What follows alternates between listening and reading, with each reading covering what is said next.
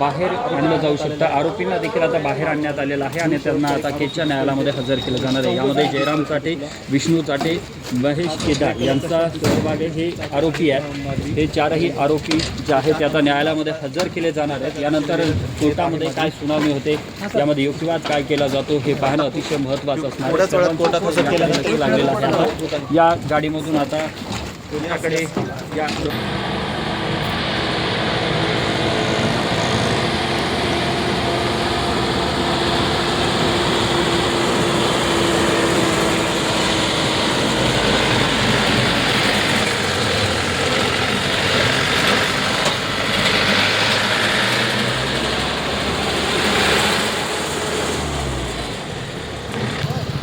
यामध्ये 4 आरोपी आहेत, विष्णू चाटे, जयराम चाटे, प्रतीक गुले आणि महेश केदार। 4 आरोपी 4 गाडीमध्ये त्यांना आता न्यायालयात हजर केलं जाणार आहे। त्यांची आज कोठडी संपत असल्याने त्यांना न्यायालयात हजर केलं जात आहे।